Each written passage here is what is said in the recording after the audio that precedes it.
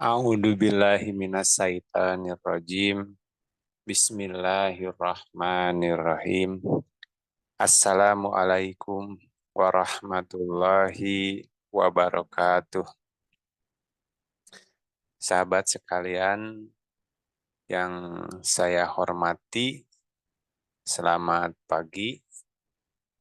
Mohon maaf kemarin karena ada kegiatan keluarga, jadi eh, kami tidak mengirim video ya tentang anatomi fisiologi. Eh, terus selanjutnya kemarin mengenai anatomi ini tidak tersusun ya karena kita waktu itu berpikir mau mengejar yang uji kom ya. Namun setelah kita telaah, kita mulai dari awal aja ya. Nah, nanti untuk yang uji kom bisa nanti eh, saya meluangkan waktu lagi. Mungkin saya jadi minggu-minggu ini akan padat menyiapkan materi. Nah, ini bagian pertama ya. Kita mulai dari eh, anatomi fisiologi ya, yaitu sistem organ. Itu dengan istilah Kopes Pileri ya.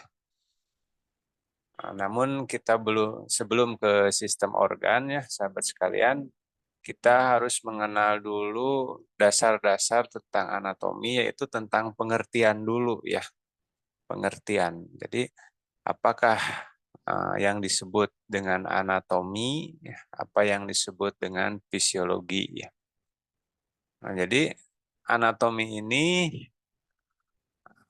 adalah studi tentang struktur ya dan hubungan antara bagian-bagian tubuh makhluk hidup gitu ya. Jadi yang dimaksud studi itu jadi ilmu yang mempelajari tentang struktur ya, tentang struktur tubuh ya, atau juga nanti diterangkan hubungan-hubungan antar bagian-bagian tubuh.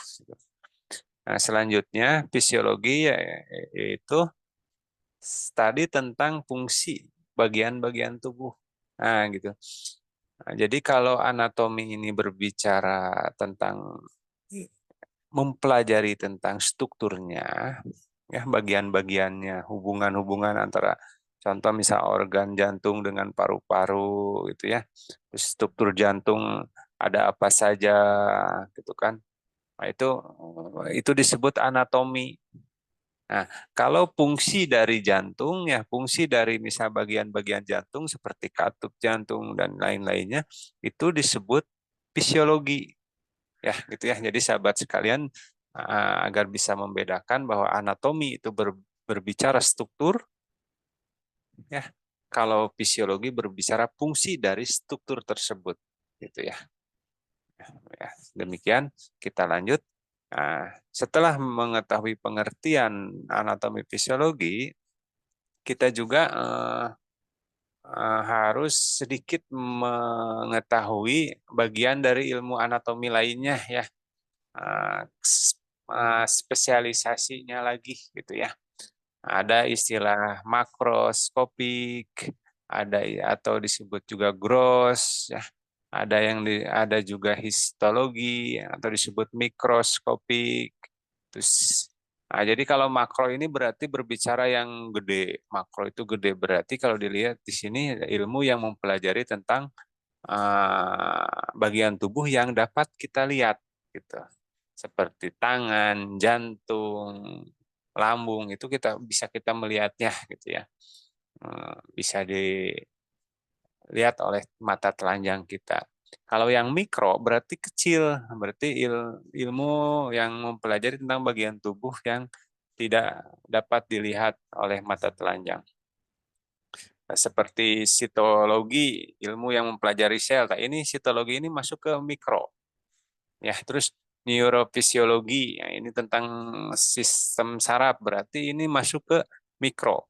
Ya, patologi. Nah, ini patologi. Nah, patologi ini berbicara tentang kelainan dari struktur tersebut, ya, yang berkaitan dengan penyakit atau cedera, gitu ya. Itu disebut patologi.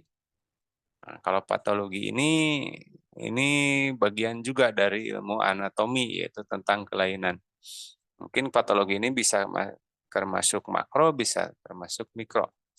Terus yang keenam embriologi, petologi, yaitu tentang pertumbuhan dan perkembangan. Nah, ini salah ketik, kita perbaiki. Patologi. Tentang perkembangan. Perkembangan dari saat konsepsi sampai kelahiran. Nah, itu disebut embriologi dan petologi. Ini sebagai wawasan saja ya, rekan-rekan, nanti akan ditampilkan juga nanti di deskripsi video ya, agar rekan-rekan bisa mengingat dan membacanya di deskripsi ya. Kita lanjut. Nah, setelah kita mengerti pengertian dan istilah dari ilmu anatomi, fisiologi, dan ilmu-ilmu lainnya tentang anatomi, selanjutnya kita harus juga mengetahui organisasi dan sistem kehidupan. Nah, jadi disusun oleh apa sih tubuh ini? Jadi dalam tubuh ini, dalam kehidupan ini terdiri dari apa saja gitu. Nah, kita tampilkan dari hal terkecil ya. Nah, kalau ada yang terkecil lagi yaitu dari inti sel. Nah, namun kita mulai dari terkecilnya kita dari sel ya. Nah, pertama itu sel ya. Sel ini bagian terkecil dari tubuh. Nah, sel-sel ini berkumpul ya, bersatu sesuai dengan fungsi dan tugasnya, kemudian diikat ke dalam sebuah jaringan atau membentuk ya, membentuk sebuah jaringan. Nah, jaringan ini nanti yang dari sel-sel ini akan terbentuk beberapa organisasi ya, organ. Nah, sehingga organ-organ itu nanti ngebentuk jaringan, dan selain membentuk juga ini mengikat antar organ tersebut, antar sel ini, sehingga ada jaringan nanti yang mengikat dan membentuk jaringan, sehingga telah diikat antar sel itu, istilahnya diikat, akan membentuk sebuah apa nanti. Nah, inilah sebuah organ gitu ya. Jadi si sel-sel ini yang terkecil ini berkumpul, nah, kemudian akan membentuk sebuah jaringan. Jadi jaringan ini otomatis mengikat dan membentuk gitu. Nah, gitu ya. Nah, membentuk apa? Sel ini setelah diikat oleh jaringan otomatis akan membentuk yang ketiga, yaitu organ. Ya, jadi ini sangat berhubungan, organ. Nah, setelah organ ini, maka si organ ini harus bekerja sesuai sesuai fungsi dan tugasnya. Tak agar bekerjanya sesuai dengan fungsi dan tugasnya, maka diklasifikasi lagi dan akan membentuk sebuah sistem yang namanya sistem organ. Ya, nah, sistem organ. Nah, sistem organ ini otomatis akan dibungkus atau akan diwadahi oleh namanya organisme. Nah, gitu ya. Jadi organisme itu udah menjadi satu, gitu. Kesatuan yang utuh. Itulah kita ini berarti manusia, berarti ya. Kita ini bagian dari organisme yang namanya manusia. Itu ada organisme lain seperti hewan, berarti itu selnya ya sel hewan akan membentuk jaringan, akan diikat dan membentuk jaringan, disebut jadi organ. Organ membentuk juga sistem organ, namun organismenya karena selnya itu sel hewan, maka organismenya disebut hewan. Begitu tumbuhan sama. Nah, gitu ya. Jadi rekan-rekan, ini merupakan satu organisasi sistem kehidupan yang Allah ciptakan, ya, yang Allah eh, merupakan karunia ya dari Allah bahwa manusia ini dimulai dari sini, yang terkecil dari sel, sel berkumpul, diikat, membentuk sebuah jaringan. Jaringan ini akan membentuk fungsi dan tugasnya menjadi namanya organ. Jadi akan berubah namanya menjadi organ.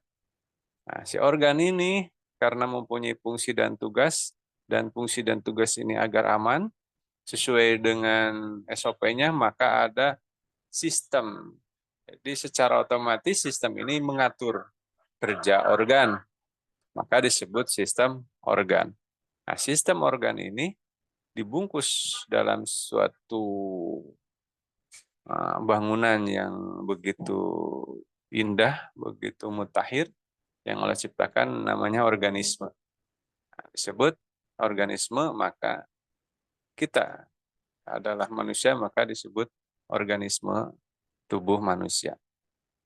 Nah, kita lanjut. Nah, setelah kita mengetahui organisasi dan sistem kehidupan, maka Allah juga menciptakan namanya itu homeostatis, ya.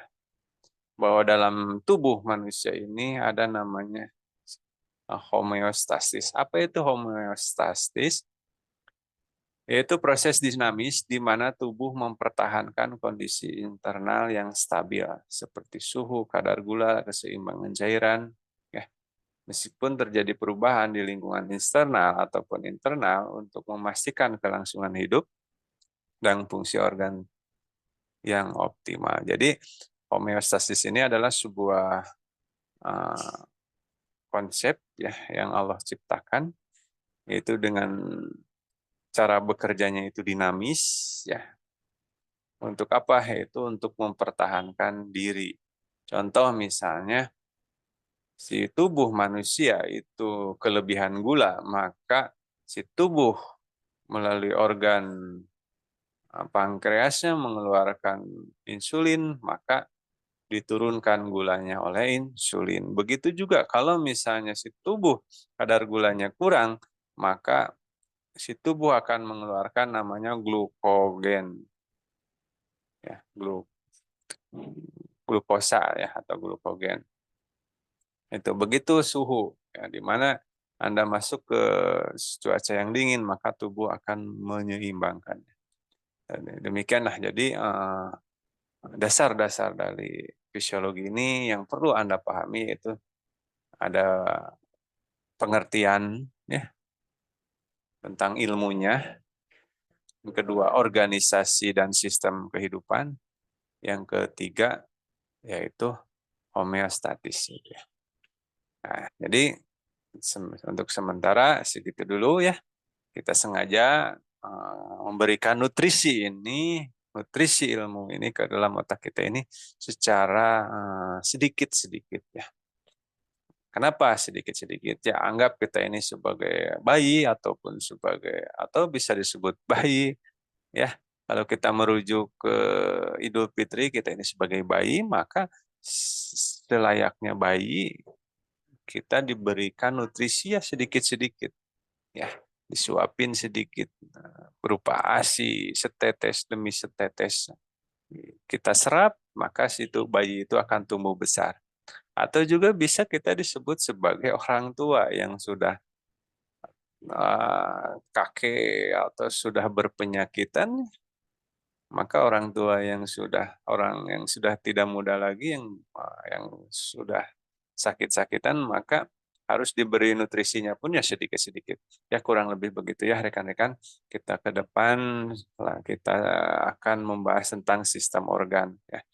Yaitu sistem organ itu ada 12 sistem organ ya yang dikenal dengan Corpus Valerii. Maka sampai jumpa besok insya Allah.